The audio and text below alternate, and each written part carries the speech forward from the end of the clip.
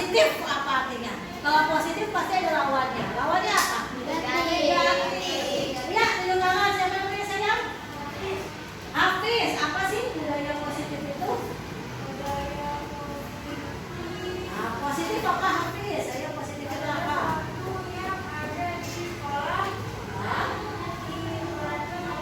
Apa lagi? Anak-anak lagi main sepeda, ya kan? Nah, terus pakai apa sih dia? Pakai helm, ya. Sekarang ibu mau tanya kenapa anak itu harus pakai helm naik sepedanya? Iya, biar tak terbentur jalan. Ada lagi kenapa harus pakai helm?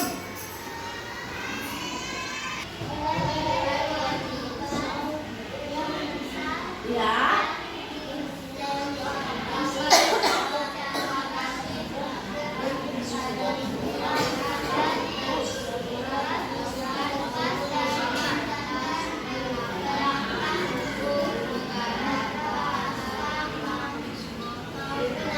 Iya, betul sekali. Jadi artinya keyakinan kelas itu adalah nilai-nilai kebajikan. Apa sih Bu kebajikan itu? Kebajikan itu maksudnya adalah kebaikan, nilai-nilai yang baik, ya. Secara universal, artinya secara keseluruhan, yang disepakati secara tersirat dan tersurat, artinya tertulis dan tidak tertulis. Siapa yang agamanya Kristen? Wah, nggak ada. Siapa yang sukunya Sunda? Sunda itu dari Jawa Barat, ya. Siapa yang sukunya Jawa? Jawa itu dari sedikit saja agar mudah diingat. Contohnya misalnya dengan makan jangan berisik. Oh, jangan pakai kata-kata jangan ya, pakai kata-kata yang positif. Contohnya makan selama 15 menit. Jalan-jalan di sekolah itu bukan jangan ya, di kalimatnya yang pendek saja. Kemudian sesuai dengan kondisi di kelas dan sekolah nih, sesuai kondisi kelas kamu dan di sekolah kamu. Selanjutnya semua warga sekolah atau warga kelas dilibatkan saat membuat kegiatan kelas. Nanti semuanya terlibat ya, membuat kegiatan kelas. Selanjutnya bagaimana membuat data nilai kebajikan. Yang kedua, mendiskusikan dengan kalian, ibu dan anak-anak. Kemudian menuliskannya nanti di pajangan kelas. Ya. Nih contoh nilai kebajikan. Ya, contohnya keyakinan di kelas kita. Contohnya menghormati orang lain, menghormati diri sendiri, menghormati guru. Itu contohnya boleh. Terus jujur, boleh. Tanggung jawab, itu contoh nilai-nilai dari kebajikan. Nah, sekarang ibu akan membagi kalian sebuah kertas. Kalau misalnya ibu sebutkan namanya ya, ada 1, 2, 3. Nanti yang keempat bilang Bu. Anak-anak sudah belajar perkalian? Sudah. Jadi perkalian 4. Perkalian 4 jawabannya apa aja?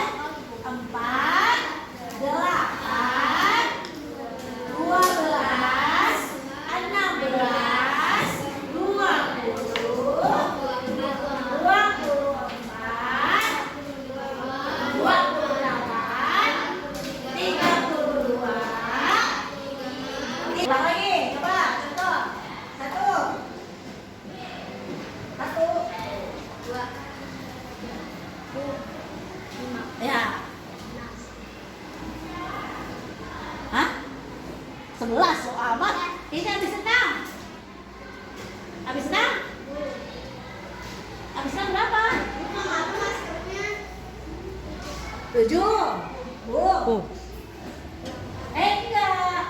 Habis Bu masuk 9. Gitu ya. Contoh. Silakan. 1. Salah. Harusnya 5.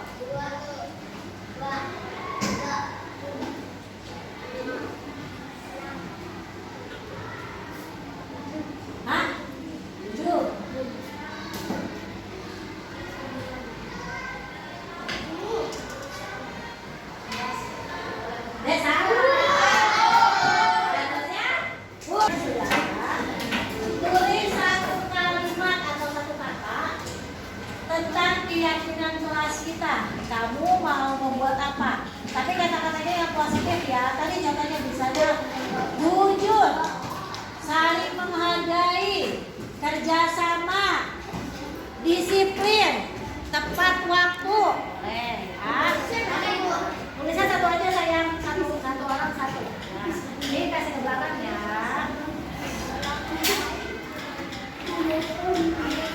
Ya, ambil satu kasih ke belakang sayang. Nih, ambil satu kasih ke belakang ya. Kita di sini saya di samping dulu, dan di samping dulu. Tadi di samping sini boleh kasih ya saja. Ya, sini. Ya. Ayo siapa lagi yang bebas,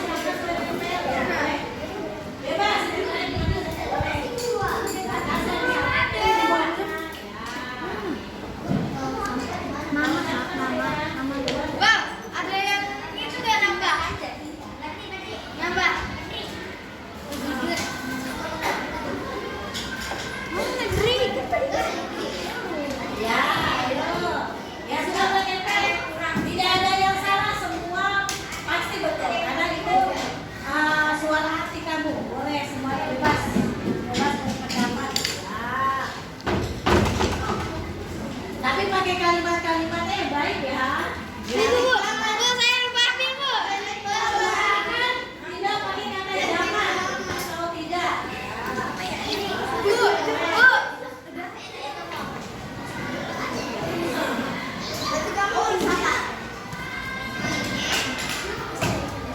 Kok kamu nangis?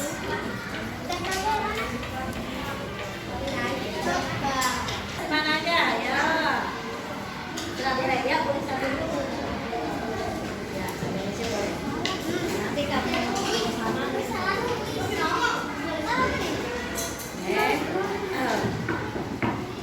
Ayo, silakan tempel ya. Ya, Sen. Selalu bisa ya. Oh, iya. Ya, ada yang menuliskan jujur, saling menghargai, saling menyayangi. Ya, tempel waktu.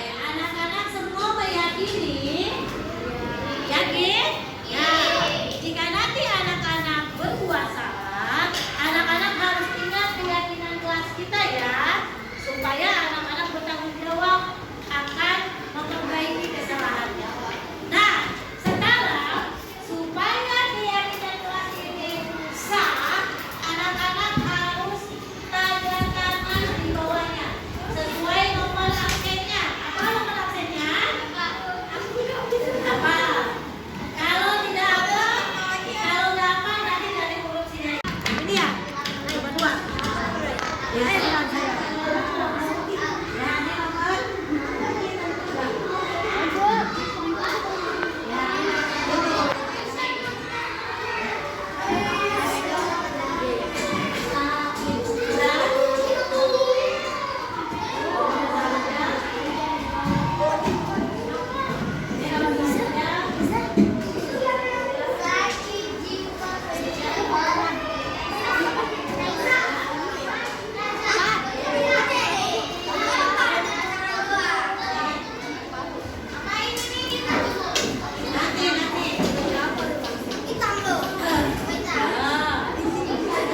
Kembali saya.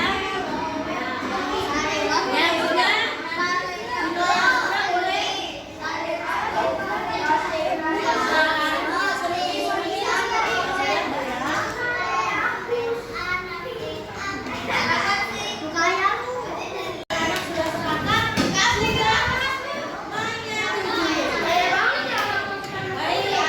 Terima kasih anak-anak.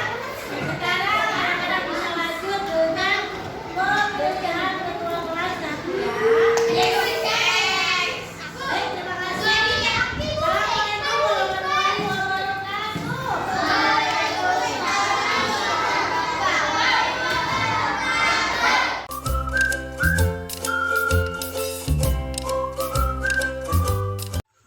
Perasaan saya saat membuat keyakinan kelas sangat senang.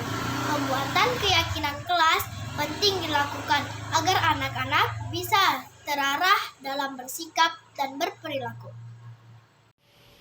Perasaan saya saat membuat keyakinan kelas sangatlah senang. Menurut saya, membuat keyakinan kelas sangatlah penting. Karena membuat keyakinan kelas agar anak-anak dapat saling bertanggung jawab.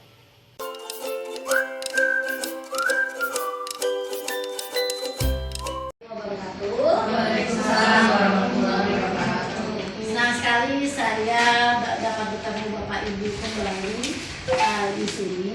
Saya akan memaparkan modul 1.4 tentang budaya positif.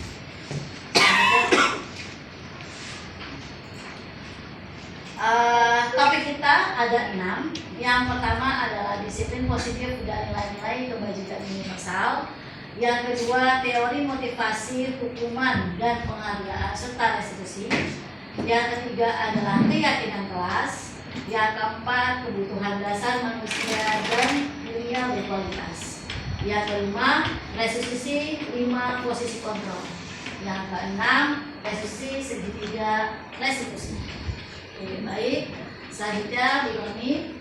Yang pertama adalah disiplin positif dan nilai-nilai kebajikan universal. Nah, coba Bapak Ibu bayangkan Bapak Ibu memegang sebuah benda yang menurut Bapak Ibu itu penting, ya. Kemudian Bapak Ibu genggam, ya. Kemudian teman Bapak Ibu meminta barang tersebut. Nah, kira-kira apa yang akan Bapak Ibu lakukan? Apakah memberikannya ataukah tetap menyimpannya, tetap dalam genggaman Bapak Ibu atau bagaimana? Saya ingin ada yang menjawab. Bapak Ibu kira-kira bagaimana? Coba Bu Sona, kira-kira bagaimana Bu Sona? Kalau misalnya ada suatu benda, ya, kemudian Bu Sona simpan benda itu baik-baik, kan?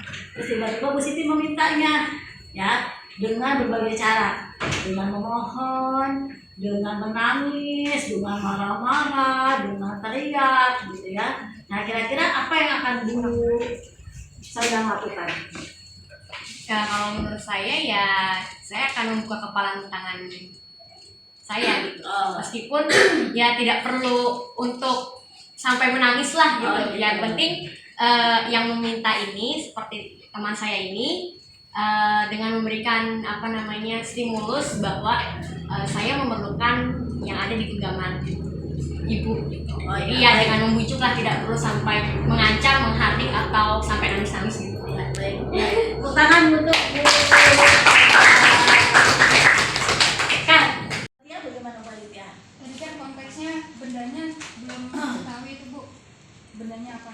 Tapi kalau dari pribadi saya, kalau memang benda itu yang penting bagi saya, kemudian bermanfaat, masih digunakan, dan tidak ada unsur yang harus saya berikan, saya akan mempertahankan hak saya. Oh gitu. Ya, baik, terima kasih, tepuk tangan untuk Bapak saya. Karena menurut Bu Aditya itu adalah hal yang sangat penting, ya. Dua-duanya benar, tidak ada yang salah, tergantung dari masing-masing kita, gitu ya. Kita akan membuka kalau ada sesuatu yang bagi kita, oh ini kita akan memberikannya karena memang dia butuh kita berikan. Tapi kita tidak akan memberikan kalau ini memang benar-benar yang kita perlukan, yang kita butuhkan dan itu penting. Nah selanjutnya, selanjutnya Bu. Nah inilah perubahan paradigma teori kontrol. Ilusi guru mengontrol murid. Jadi selama ini kita tuh merasa guru itu mengontrol murid. Kamu harus begini, kamu harus begitu. Selama ini kita seperti itu. Kemudian bahwa ilusi kritik dan membuat orang merasa bersalah dapat menguatkan karakter. Misal anak merasa bersalah, ya kan? Tuh kan kamu udah ibu bilangin, kalau kayak gitu kan ibu yang repot. Nah dia jadi merasa bersalah. Padahal itu kurang baik Bapak Ibu, ya. Kemudian ilusi bahwa semua penguatan positif, efektif dan bermanfaat. Tidak semua penguatan yang positif itu dapat efektif dan juga bermanfaat. Selanjutnya, ilusi bahwa orang dewasa memiliki hak untuk memaksa. Kita orang dewasa nih bisa memaksa anak, kamu buat punya hak apa-apa, itu merupakan ilusi yang salah. Selanjutnya, Bu Noni. Nah, perubahan paradigma stimulus respon teori kontrol ini, siapa yang sesungguhnya memberi kontrol? Nah, dari kepalan tangan itu berarti yang memegang kontrol itu siapa? Bapak Ibu? Iya, betul, diri kita sendiri. Kita mau ngasih, kita mau genggam, itu adalah diri kita sendiri. Nah, kalau kita mencoba mengubah orang agar berpandangan sama dengan kita, itu stimulus-stimulusnya, maka teori kontrolnya adalah kita berusaha memahami pandangan orang lain tentang dunia. Selanjutnya, perilaku buruk dilihat sebagai suatu kesalahan. Kita ganti teori kontrolnya dengan semua perilaku itu memiliki tujuan. Selanjutnya, orang lain bisa mengontrol saya. Hanya kita yang bisa mengontrol diri kita sendiri. Saya bisa mengontrol orang lain, Anda tidak bisa mengontrol orang lain, sekalipun itu anak didik sendiri, ya. Kemudian pemaksaan ada pada saat bujukan gagal. Kolaborasi dan konsensus menciptakan pilihan-pilihan baru. Selanjutnya, model berpikir menang kalah, tapi diganti dengan model berpikir menang-menang. Selanjutnya, nah ini disiplin positifnya menurut Dr. William Glasser. Ini nanti bisa dipahami oleh Bapak Ibu bahwa kita tidak bisa mengontrol orang lain, kita hanya bisa mengontrol diri kita sendiri. Makna disiplin itu belajar kontrol diri dengan menggali potensi kita agar tercapai tujuan mulia. Semua pelaku memiliki tujuan. Ada teori motivasi. Yang pertama untuk menghindari hukuman. Jadi dia termotivasi, misalnya nih, saya mau ujian PR. Kenapa alasannya? Supaya nggak dihukum. Nah itu motivasinya. Mau ujian PR. Soalnya kalau saya mengerjakan PR nanti saya dapat hadiah dari ibu guru. Nah itu motivasi dia. Yang ketiga, untuk menghargai diri sendiri. Rasa bersalah. Ya. Yang kedua adalah sebagai teman. Yang ketiga sebagai teman. Yang keempat sebagai pemantau. Yang terakhir sebagai manajer. Nah, yang sebagai manajer inilah yang baik karena bisa menangani masalah menggunakan segitiga resolusi, yaitu caranya yang pertama menstabilkan identitas, validasi kebutuhan dan menanyakan keyakinan. Selanjutnya dari atas kebutuhan kita berbeda-beda, kita berusaha memahami pandangan orang lain tentang dunia. Setiap orang memiliki gambaran berbeda. Ada 5 kebutuhan dasar: bertahan hidup, penguasaan, kasih sayang dan rasa diterima, kesenangan serta kebebasan. Selanjutnya disiplin. Disiplin itu berasal dari bahasa Latin yang artinya belajar. Kemudian makna dari kata ini berkonotasi dengan disiplin diri dan dari murid-murid Socrates dan Plato. Disiplin diri membuat orang menggali potensinya menuju sebuah tujuan apa yang dia hargai. Namun dalam sebuah budaya kita, makna kata disiplin telah berubah menjadi suatu yang dilakukan seorang pada orang lain untuk mendapatkan kepatuhan. Kecenderungan umum adalah menghubungkan kata disiplin dengan ketidaknyamanan. Selanjutnya, Bu.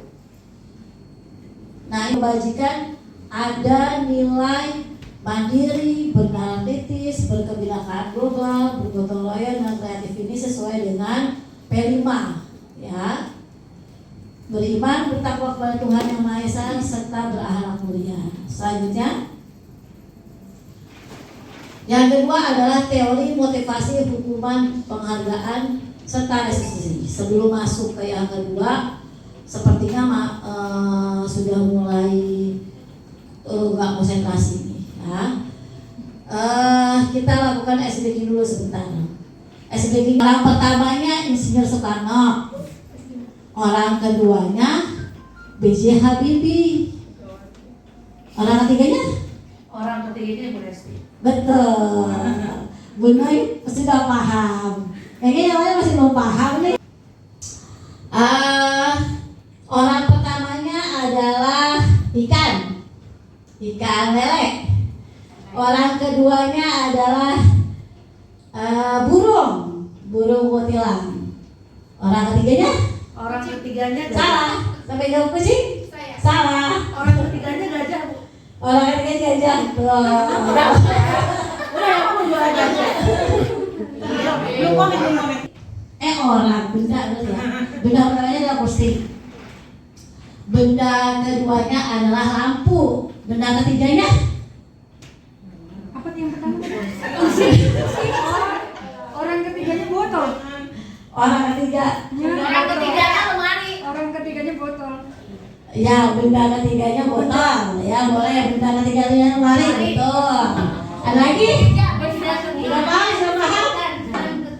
Orang keduanya Bu Sondang. Orang ketiganya? Orang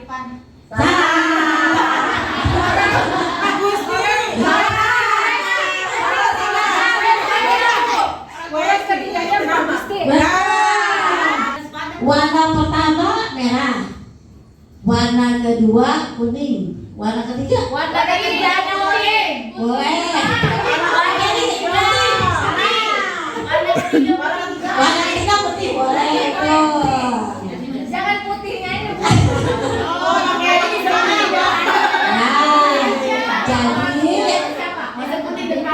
Ya, inti dari pertanyaannya adalah jangan lupakan orang juga. Jadi kata-kata jangan lupakan orang itu ikut harus ikut. Jadi hukuman, penghargaan, serta restitusi.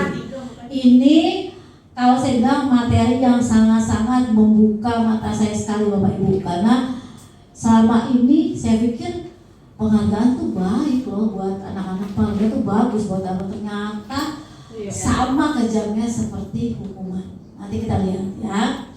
Teori perilaku manusia. Nah tadi ada 3. Untuk menghindari ketidaknyamanan atau hukuman, apa yang akan terjadi apabila saya tidak melakukannya? Ya. Kemudian yang kedua, untuk mendapatkan imbalan dari orang lainnya. Tadi saya contohkan, misalnya anak-anak mau mengerjakan tugas karena takut dihukum. Anak-anak mau mengerjakan tugas karena ada imbalannya. Itu semua merupakan motivasi eksternal, motivasi dari luar dalam diri dia. Sementara motivasi yang baik adalah yang berasal dari internal atau dari dalam diri dia. Dia mau melakukan itu karena dia menghargai dirinya sendiri. Saya mau mengerjakan PR karena saya menghargai saya untuk disiplin, untuk jadi anak yang baik, anak yang sukses, anak yang pintar. Itu merupakan tujuan disiplin positif. Selanjutnya,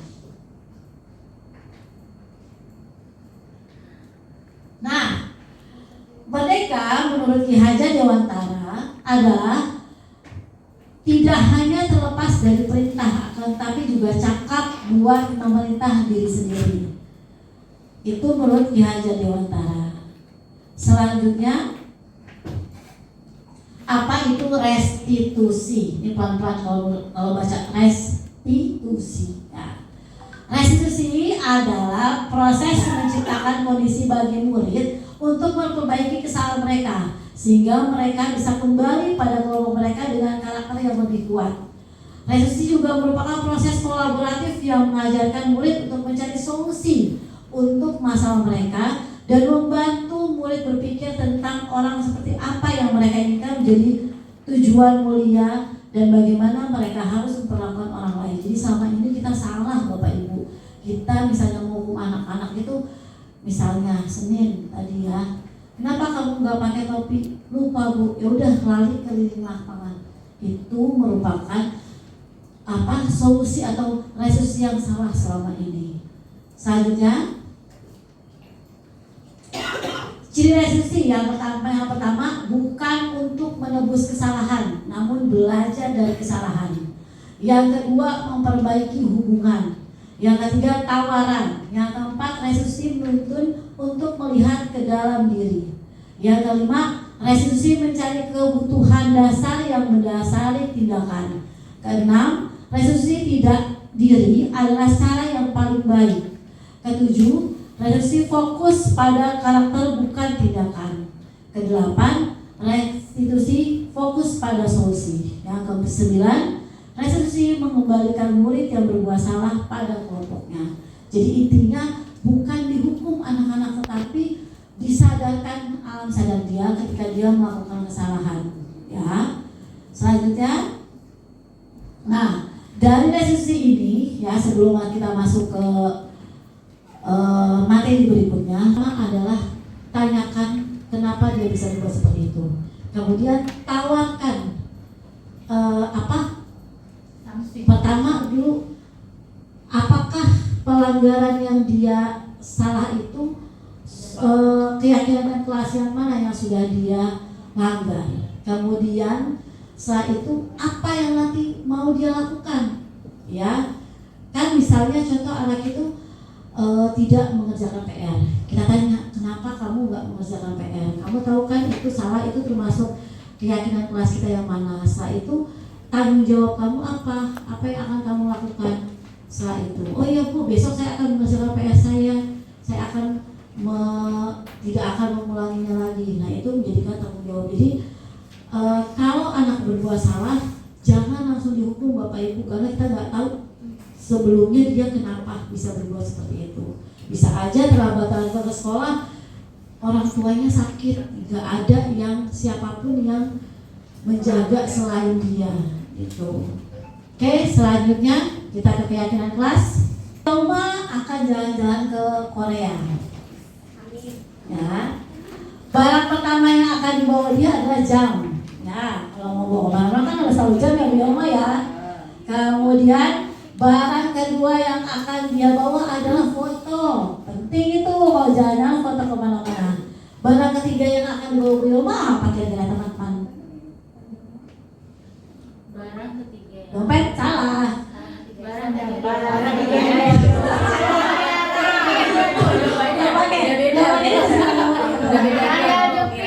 Saya dompet salah. Paspor salah. Barang ketiga yang mau dibawa kamera. Kamera salah. Tadi keluarnya apa Bu? 12 orang. Bu Yoma jalan-jalan bawa 12 orang. Barang pertama yang dibawa Bu Yoma adalah jam. Penting kan kalau mau jalan-jalan. Barang kedua yang dibawa Bu Yoma adalah foto. Karena dia kalau jalan-jalan kalau misalnya nggak pakai foto, Kamera. kurang kan. Barang ketiga yang dibawa Ibu Yauma adalah buku. salah.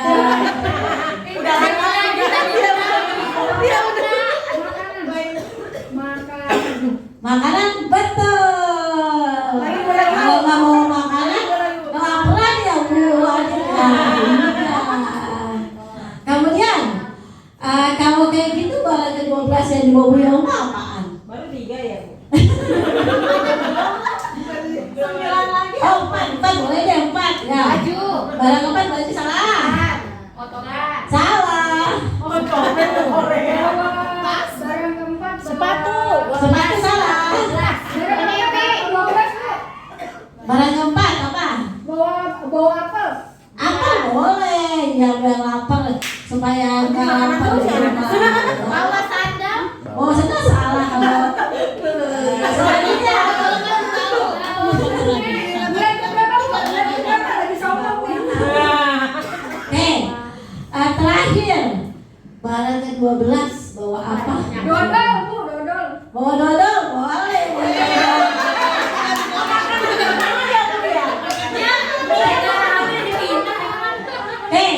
Coba jawabannya gimana? Boleh jawabannya? Jawabannya itu kan tadi bawa 12 barang. Itu nama-nama bulan. Januari, Februari. Ya. Jadi itu jawabannya Bapak Ibu.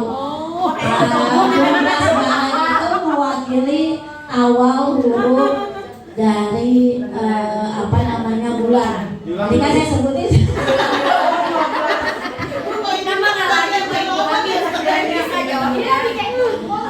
Tadi kan saya bilang bawa jam, ya kan? Jam itu dari Januari, kemudian foto Februari. Terus kalau ketiganya kan Maret, berarti apa aja, meja juga boleh. Mana tadi kan? Ya. Kemudian nomor hiasnya 12 Desember ya, D berarti buat itu yang nyebutin dodol ya boleh. Bawa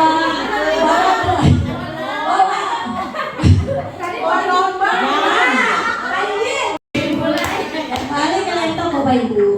Keyakinan kelas, kenapa tidak peraturan? Kenapa harus keyakinan kelas? Bapak Ibu ada yang bisa jawab? Kenapa sih dibilangnya keyakinan bukan peraturan? Kenapa? Ada yang bisa jawab Bapak Ibu? Ya, Bu Tia, kenapa? Kalau peraturan mungkin lebih satu arah ya Bu, Pak? kayak dari guru ke murid harus dipatuhi gitu Bu.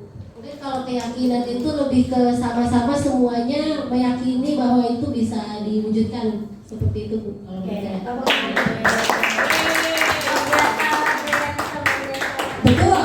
Betul yang dibilang Bu Tia. Selama ini kita tahunya adalah kesepakatan kelas, ya kan?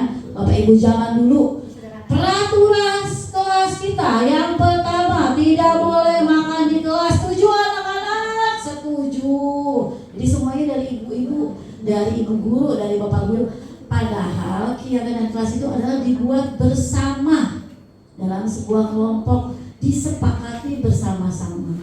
Ya. Nah, selanjutnya Bu Noni, selanjutnya. Nah, ini adalah pertama adalah peraturan kelas. Ada yang namanya sebuah peraturan. Kemudian atasnya itu adalah keyakinan. Lebih luas lagi adalah lingkungan positif. Sampai ke atasnya lagi adalah budaya positif. Jadi jika anak-anak melakukan kesalahan di kelas, maka Bapak Ibu cukup ingatkan. Yo, keyakinan kelasnya apa tadi? Apa kemarin ya yang sudah disepakati bersama? Masih ingat gak? Lupa gak? Ya. Selanjutnya, nah, yang mana yang merupakan keadaan kelas? Yang sebelah yang gambarnya backgroundnya hijau, apa yang backgroundnya berwarna putih, Bapak Ibu? Keyakinan kelas ya Bu. Ya, keyakinan kelas yang mana? Yang backgroundnya berwarna hijau atau backgroundnya berwarna putih? Putih. Kira-kira bagi siapa yang bisa menjawab kenapa memilih putih, Bapak Ibu? Karena itu antara murid dan guru itu menyatu Bu. Bukan hanya datang dari guru untuk murid, tapi ke guru. Ya. Betul Bu Aditya. Tepuk tangan untuk Bu Aditya. Ya. Kita lihat kalau yang sebelah kiri kesepakatan kelas. Ini berdua sama-sama kesepakatan kelas ya. Datang tepat waktu, mengucapkan salam, menjaga kebersihan sekolah, berdoa sebelum dan sudah kegiatan, aktif dalam pembelajaran tertib ya. Jadi sifatnya seperti pemerintah ya. Sebenarnya kesepakatan kelas Kami guru dan murid yang saling menyayangi. Kami murid yang semangat belajar. Kami murid yang peduli dengan teman-teman. Nah, jadi kalimatnya semuanya tidak ada kalimat yang negatif ya. Oke, selanjutnya Bapak Ibu. Nah, ini adalah kegiatan pendalaman keyakinan kelas tabel T dan juga tabel Y. Nah, ini contohnya hormat, bekerja, diterima dan dimiliki. Bisa menggunakan tabel Y seperti ini, terlihat, terdengar, berperilaku, terlihat, tulisan itu tampak seperti, tidak tampak seperti. Misalnya, tampak sepertinya berkolaborasi, tidak tampak sepertinya bertengkar, misalnya seperti itu. Selanjutnya, selanjutnya dihukum oleh penghargaan. Nah, ternyata penghargaan ini bisa mempengaruhi anak-anak menjadi seperti dihukum. Penghargaan itu bisa pengaruh jangka pendek dan juga jangka panjang. Kemudian penghargaan itu tidak efektif. Kenapa tidak efektif? Karena yang dapat penghargaan dulu 1, 2, 3 itu aja orangnya, ya, sehingga itu tidak efektif. Kemudian penghargaan merusak hubungan. Kenapa penghargaan bisa merusak hubungan? Contoh, ya, ketika anak yang juara 1 dan juara 2, juara 1 mendapatkan hadiah, padahal bedanya cuma 0, sekian. Jadi bisa merusak hubungan antar teman, ya. Selanjutnya penghargaan jangka mengurangi ketepatan. Selanjutnya juga penghargaan jangka pendek, yang atas jangka panjang, dan juga jangka panjang. Penghargaan menurunkan kualitas. Anak yang suka diberi penghargaan lama-lama males untuk terus lebih giat lagi, makanya kualitasnya berkurang. Penghargaan mematikan kreativitas, karena udah keseringan mendapatkan hadiah atau penghargaan, anak udah malas lagi berkreativitas. Selanjutnya lagi penghargaan menghukum, ya. Jadi Bapak Ibu, saran saya, apakah kita tidak boleh Bu memberikan penghargaan? Boleh. Misalkan memberikan penghargaan adalah penghargaan yang bukan berupa ranking Bapak Ibu, tapi berupa misalnya ulangan. Nanti kan nilai 100, Ibu akan memberikan hadiah, itu boleh. Jadi yang 100 itu nggak cuma nggak cuma yang ranking 1, 2, 3, tapi bisa aja yang lain-lain yang ranking 100. Pokoknya nilai 100, ya. Atau bisa juga kalau dalam sebuah pertandingan, apakah tidak boleh penghargaan? Boleh, beda dengan dalam kegiatan belajar mengajar. Kalau memang pertandingan itu memang harus ada yang menang. Selanjutnya, tindakan guru. Nih, ini termasuk hukuman tuh, mencatat 100 kali di dalam buku. Saya tidak akan terlambat lagi. Saya berharap Bapak Ibu guru jangan begini ya, kasihan anak-anak gitu ya. Kan bagus Bu, biar misalnya rapi, tapi bukan begini caranya Bapak Ibu. Yang ada dia akan dendam sama Bapak Ibu, akan terus diingat dalam otak dia. Saya waktu SD pernah nulis sama Bu Baya 100 kali, itu pasti akan diingat sama dia. Kemudian lari mengelilingi lapangan basket 2 kali karena terlambat hadir di sekolah. Jadi besok hari Senin kalau misalnya ada anak-anak yang tidak membawa atribut sekolah, kita tanya mereka. Kemudian mereka menyepakati apa yang sebaiknya mereka lakukan atau solusinya bagaimana. Tidak lagi mengelilingi lapangan. Kemudian murid diminta untuk push up 15 kali karena tidak menggunakan masker ke sekolah. Nah, ini kan sehat Bu buat menyehatkan dia. Tapi ini kurang tepat hukumannya Bapak Ibu. Yang ada mereka akan merasa tidak merasa bersalah. Nanti juga Bapak Ibu suruh push up doang, ya. Menggantikan kertas teman yang telah dicoret-coret. Ini konsekuensi. Kalau ada anak yang melakukan itu, maka itu konsekuensinya. Membersihkan tumpahan air di meja tulis karena tersenggol pada saat belajar, itu merupakan konsekuensi. Murid disuruh untuk mengenakan sepatu seharian di sekolah karena tidak menggunakan sepatu. Oh ini melepaskan, bukan mengenakannya, melepaskan sepatu. Kemudian lari melalui lapangan basket 2 kali dan terlambat tadi sudah ya. Oke, lanjut selanjutnya. Nah ini bedanya hukuman dan konsekuensi. Kalau misalnya hukuman itu suatu yang menyakitkan dan harus terjadi, sebenarnya konsekuensi adalah sesuatu yang harus terjadi. Membuat anak sakit kalau hukuman itu, kalau yang konsekuensi membuat anak merasa tidak nyaman dalam jangka waktu pendek. Selanjutnya, anak membenci kedisiplinan.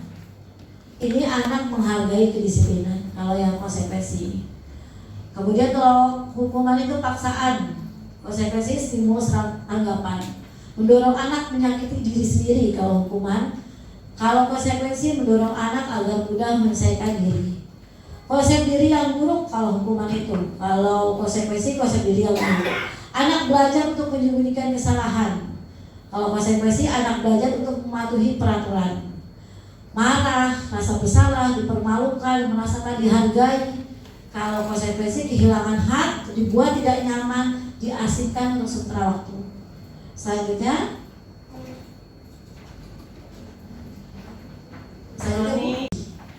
ya, jadi kalau restitusi itu merupakan pilihan.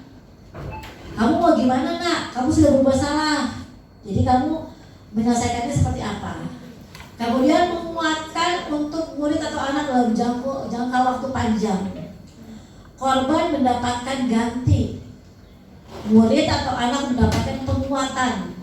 Masalah terpecahkan. Murid belajar bertanggung jawab untuk perilakunya. Fokus pada pemecahan masalah dalam jangka waktu panjang. Apa yang kamu yakini? Apa yang bisa kamu lakukan untuk memperbaiki masalah ini? Murid atau anak menghormati dirinya dan orang lain. Selanjutnya, tadi jadi seperti itu, saya harapkan Bapak Ibu ketika anak-anak melakukan sebuah kesalahan, tolong direstitusi ya, jangan langsung dihukum dulu. Oke, baik, sebelum masuk sini ada lagi nih ice breaking-nya. Bu Yoma udah mulai ngantuk ya. Oke, Bu Yoma dikasih rautan sama Bu Ratna. Nah, waktu Bu Ratna ulang tahun, Bu Ratna dikasih sendal sama Bu Sondan. Berarti kalau Bu Sondan ulang tahun, Bu Sondan dikasih apa dong sama Bu Hotma? Dikasih hair dryer. Boleh dikasih hair dryer. Dikasih apa lagi? Oh enggak konsentrasi. Belum konsentrasi? Kayaknya baru Bu Yoma yang bisa jawab ini. Justru aja lagi. Iya. Waktu Bu Maya ulang tahun, Bu Maya dikasih apa ya? Dikasih meja sama Bu Nani. Waktu Bu Nani ulang tahun, Bu Nani dikasih Nintendo sama Bu Tuti. Nah, Bu Tuti ulang tahun, Bu Tuti dikasih apa sama Bu Nurul? Tikus. Dikasih tepung juga boleh. Dikasih telur boleh. Belum paham dari sekarang. Oke. Baik, kita lanjutkan kebutuhan dasar manusia dan dunia globalitas. Ini sudah pernah saya sampaikan ketika kita Google Meet ya Bapak Ibu ya. Jadi bisa kita lanjut skip Bu Noni ya ke 5 posisi kontrol. Kira-kira Bapak Ibu termasuk di mana ya? Nah, ada yang sebagai penghukum, ada sebagai pembuat orang merasa bersalah, ada juga sebagai teman, ada sebagai pemantau, ada sebagai manajer.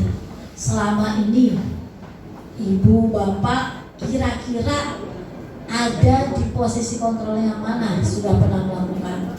Kalau dia sebagai penghukum, dia menghadik, suka marah-marah. Kalau kamu belum melakukan, awas ya. Itu sebagai penghukum. Kalau dia membuat orang merasa bersalah, kamu seharusnya udah tahu, ibu capek deh, tuh ya. Tuh contohnya. Selanjutnya kalau jadi teman, misalnya, ayo dong lakuin demi ibu, please. Kan kita teman ya. Itu contohnya seperti itu. Kalau misalnya sebagai pemantau, kamu ingat gak peraturannya? Apa tadi? Itu contohnya. Kalau guru sebagai pemantau. Kalau guru sebagai manajer, apa yang kamu yakini kira-kira kelas kita apa? Kemudian apa yang bisa kamu kerjakan untuk memperbaiki masalah itu? Nah, kira-kira Bapak Ibu sudah sampai mana nih? Siapa yang sebagai penghukum? Kira-kira baru sampai sebagai penghukum? Kayaknya saya kedua nggak ada ya. Siapa yang membuat orang merasa bersalah? Pernah melakukan itu? Siapa yang sebagai teman? Sepertinya nanti sebagai temannya. Siapa yang pemantau? Nah, ada yang pemantau. Dua nggak apa-apa ya, Bu? Boleh dua. Siapa yang sebagai manajer? Kalau sudah sebagai manajer berarti sudah hebat, sudah keren.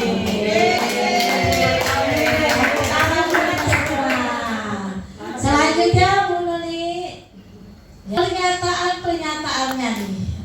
Siapa yang mengatakannya nih? Kalau orang yang pembuat orang merasa bersalah nih, kalau guru yang pembuat orang merasa bersalah ngomongnya gini, saya kecewa sekali sama kamu nak. Nah suka kalau Bapak Ibu suka ngomong kayak gitu berarti Bapak Ibu termasuk pembuat orang merasa bersalah. Kalau penghukum, kamu gak pernah benar melakukannya ya, salah.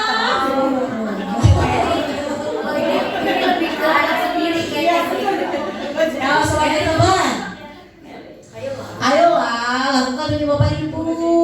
Nah itulah sebagai teman ya. Kalau sebagai pemantau, apakah kamu mau mendapatkan asisten bintang hari ini? Sebagai manajer, bagaimana kamu bisa menyelesaikan masalah ini?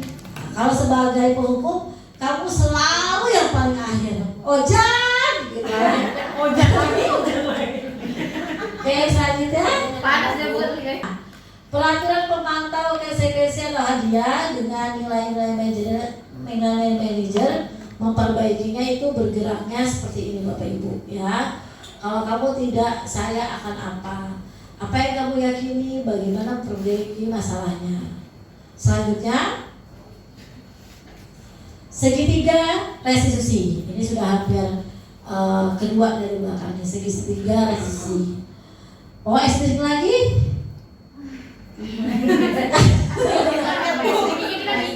Oh, SPG mikir. Berarti SPG yang nggak mikir ya. Ini. Bapak Ibu tahu lagu pada hari Minggu? Tahu. Nah, berarti dengan tepukan tangannya. Jadi gini. Pada hari Minggu ku turut ayah ke kota. Bisa? 1, 2, 3, 1, 2, 2, 2, bisa? Nah. Hari Minggu ku turut ayah ke kota, naik delman istimewa, ku duduk di muka, ku duduk samping Pak Kusir yang sedang bekerja, mengendarai kuda supaya baik jalannya. Tuk tik tak tik tuk tik tak tik tuk tik tak tik tuk.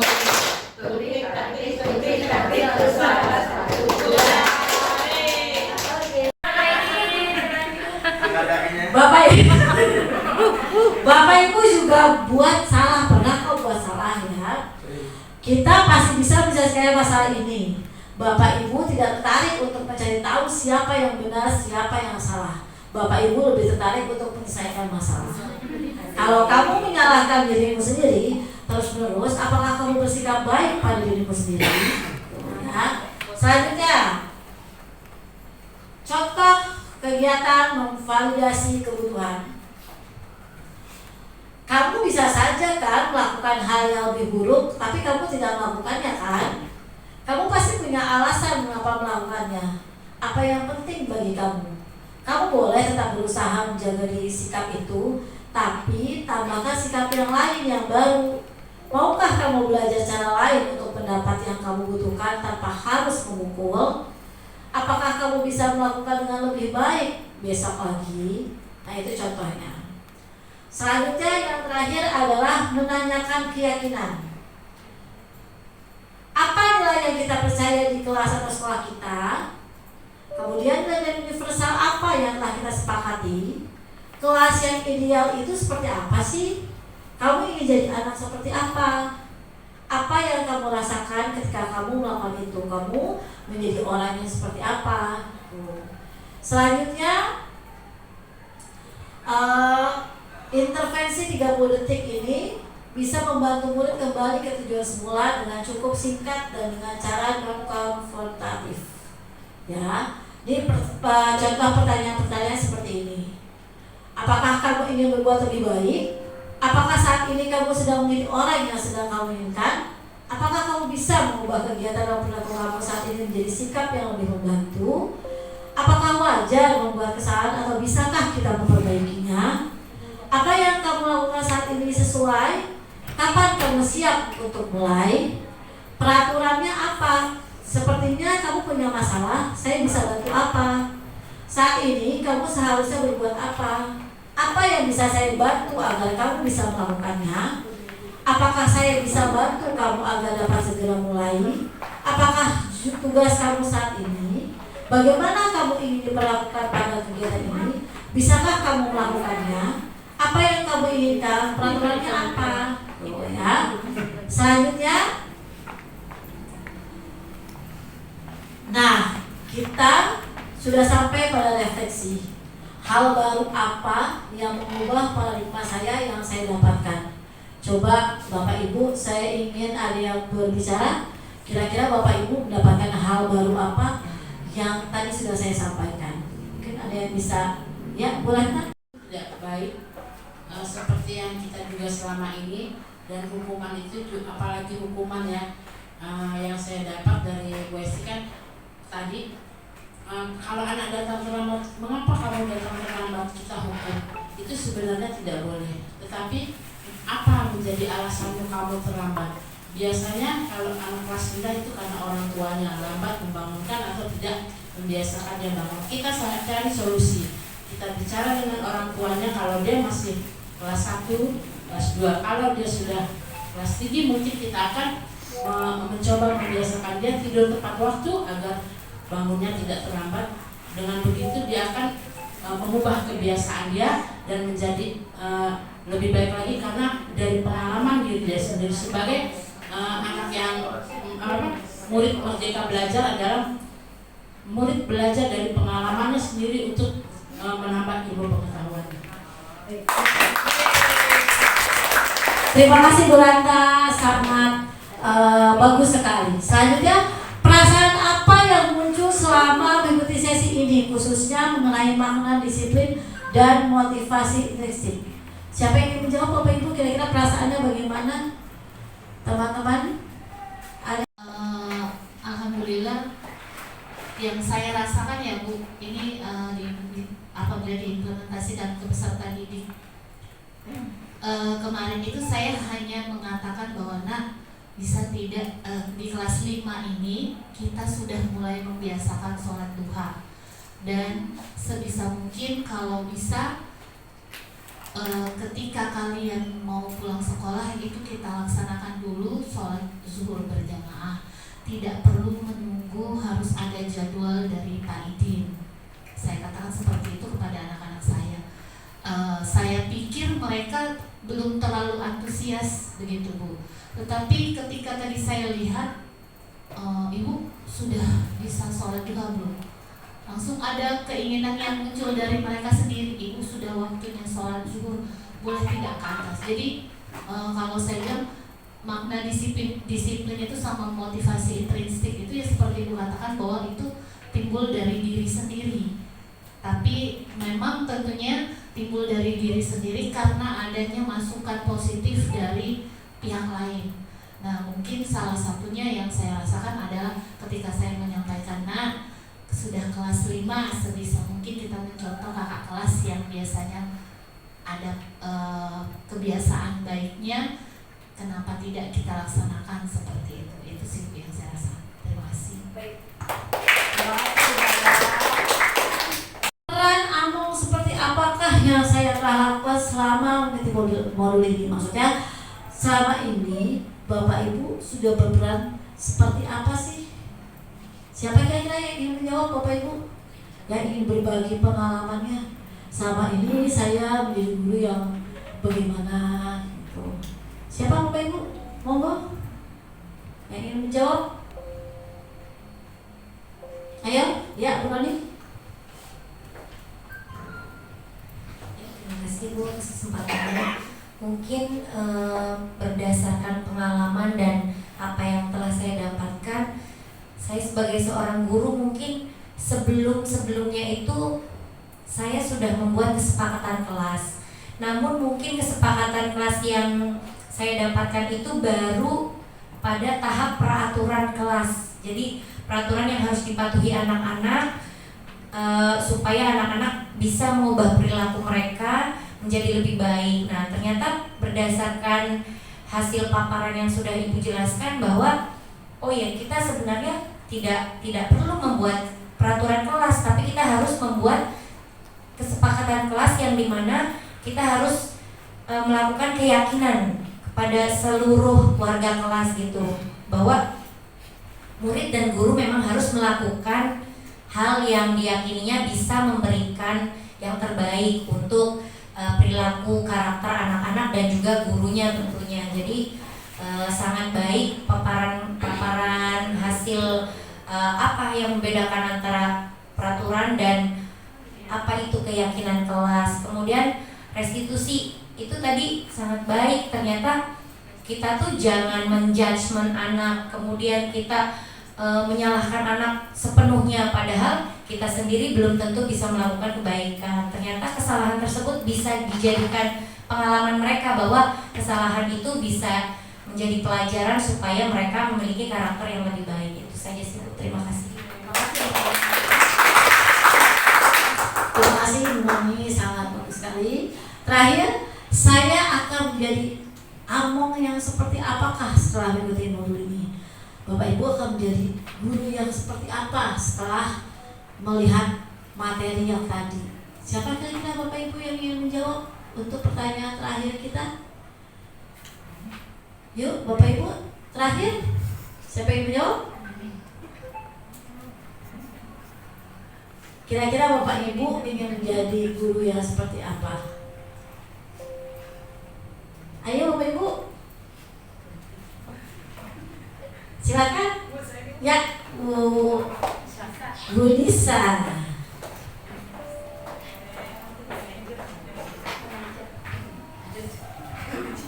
Saya akan mencoba menjawab sebagaimana yang tadi telah dijelaskan oleh Ibu Hesti. Saya akan mencoba ingin menjadi guru yang manajer, Bu. Ya, walaupun sebelumnya belum saya lakukan, setelah saya mendapatkan pengetahuan, saya seperti menjadi cerah gitu Bu, pemikiran saya, dan saya akan melakukan ilmu yang sudah saya dapat akan saya terapkan ketika pembelajaran saya Bu, insya Allah.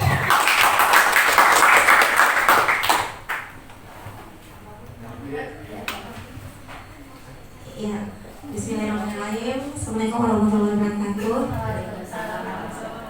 Ya, saya harapan saya ke depan sama Bu Nisa ingin jadi posisi di Among Manager, di mana anak mandiri mengetahui masalahnya sendiri, langsung kita kasih solusi, terutama pada segitiga restitusi itu kita tanyakan yang dia lakukan sesuai gak dengan keyakinan yang kita buat bersama, lalu kita cari solusi tanpa menghukum mereka gitu, tanpa menjudge mereka yang kita nggak tahu penyebabnya apa, jadi kita tanyakan dulu, kita dekati dulu, seperti itu, seperti dia mandiri dan kita menjadi seorang manajer di mana kita mendapatkan hasilnya bareng-bareng secara bersama gitu. Terima kasih Bu. Baik, terima kasih Bapak Ibu. Semua jawabannya sudah bagus, sudah baik sekali. Semoga kita semua dapat menerapkannya. Dari saya cukup sekian Bapak Ibu. Ini mungkin hanya sedikit pengetahuan dan ilmu, kita berbagi, bukan berarti saya menggurui karena saya juga masih belajar. Selebihnya saya mohon maaf. Wassalamualaikum warahmatullahi wabarakatuh.